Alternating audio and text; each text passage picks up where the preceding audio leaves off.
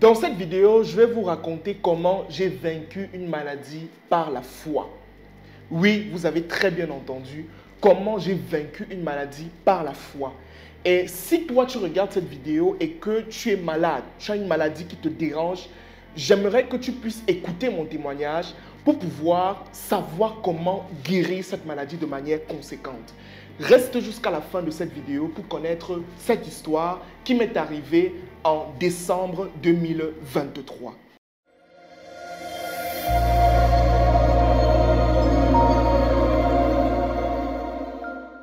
Je me présente rapidement, je suis Franck Nubossi, je suis le promoteur de la start-up Oshare Mindset. Et sur cette page YouTube, tu vas trouver du contenu extrêmement instructif qui va te permettre d'évoluer de manière conséquente sur des aspects très précis de ta vie tels que la spiritualité, la finance, le développement personnel et j'en passe. Donc tout ce que tu dois faire maintenant, c'est t'abonner, activer la cloche des notifications et regarder rapidement en description si tu veux bénéficier de nos services ou de nos produits ou alors si tu souhaites participer au challenge Next Level 25 qui se tiendra entre le 31 mars et le 24 avril.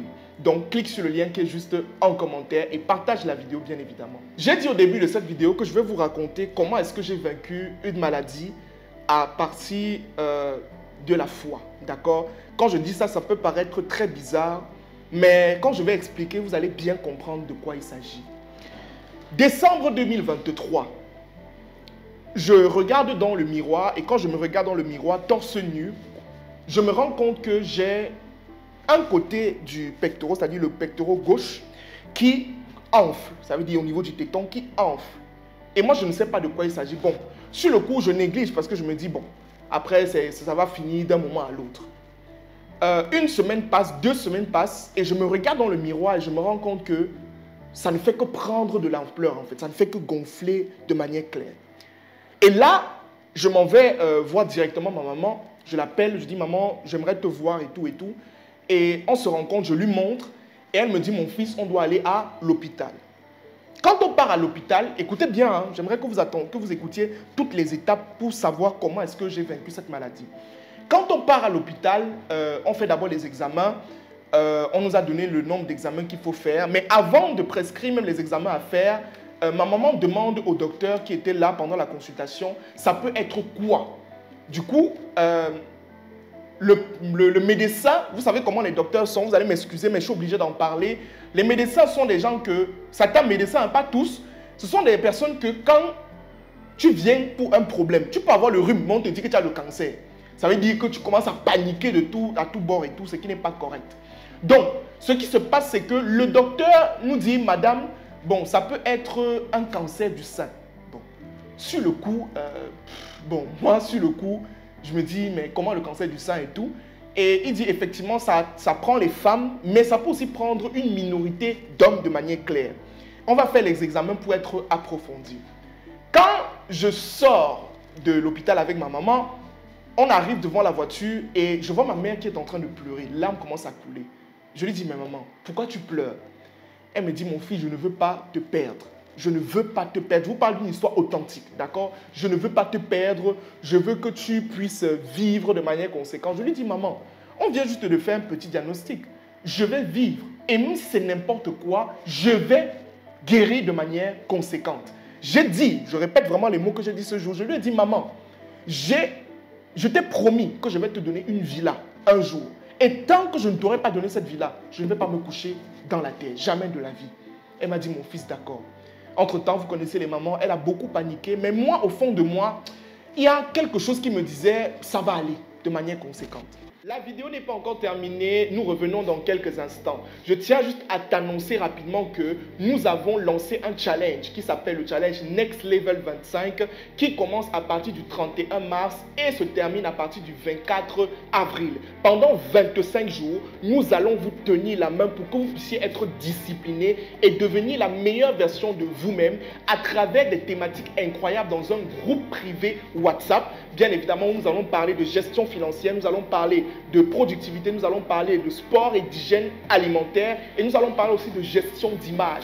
tu peux relever ce défi et je te mets au défi de relever ce défi pour pouvoir changer de vie en 25 jours. Réserve ta place dès maintenant pour ce challenge. Il ne coûte que 10 000 francs pour ceux qui utilisent le franc CFA, 25 $ pour ceux qui utilisent le dollar et 30 € pour ceux qui utilisent l'euro. Alors, clique sur le lien qui est en description dès maintenant pour réserver ta place. Merci. Quand on est en train d'attendre les résultats, je me mets dans la prière. Mais vraiment, je prie vraiment de manière banale parce que je me dis, bon, c'est pas grave.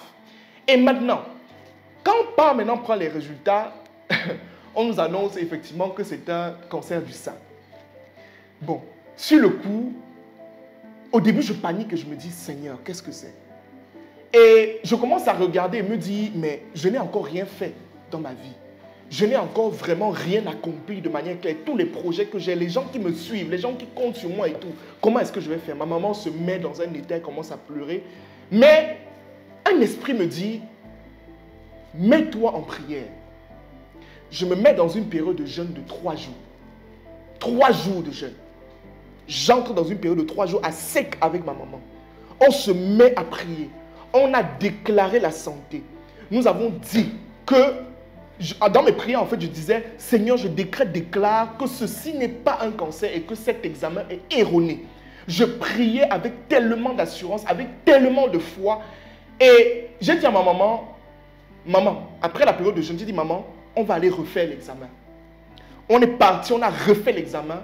Et quand l'examen est ressorti, ce n'était plus un cancer, c'était juste un kyste qu'on pouvait enlever facilement.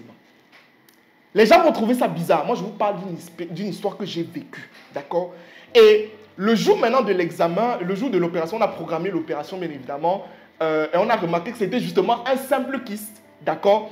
Et quand je pars maintenant pour l'opération ce jour, je m'assois, je me couche sur la table d'hôpital et le docteur qui était en charge de l'opération me demande « Est-ce que tu penses que ton opération va bien se passer ?»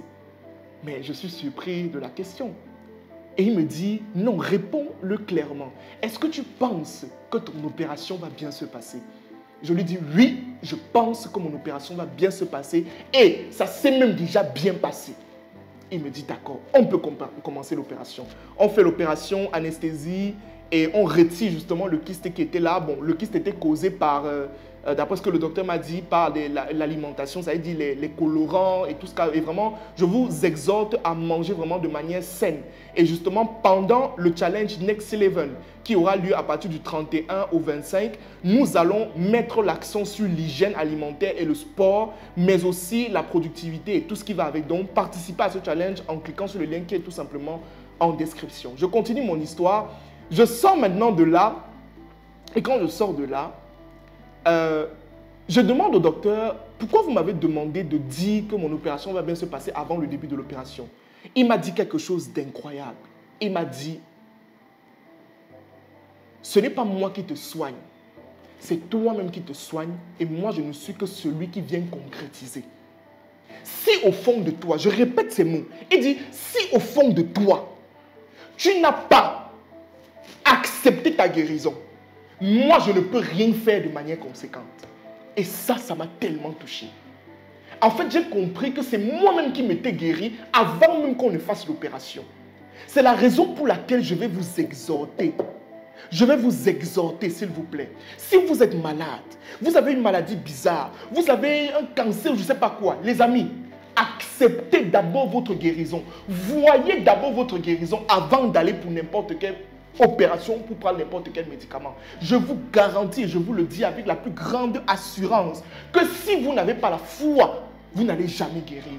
Il faut qu'au fond de vous, vous ayez accepté, vous ayez mis en vous la ferme assurance que je suis déjà guéri. Mais si vous ne faites pas ça, vous n'allez pas guérir. Quel qu'en soit le médicament que vous allez prendre, vous n'allez pas vous en sortir. Les amis, je vous prie et je vous prie encore. Si vous êtes malade, développez suffisamment de foi en vous pour pouvoir guérir. Parce que la foi sauve.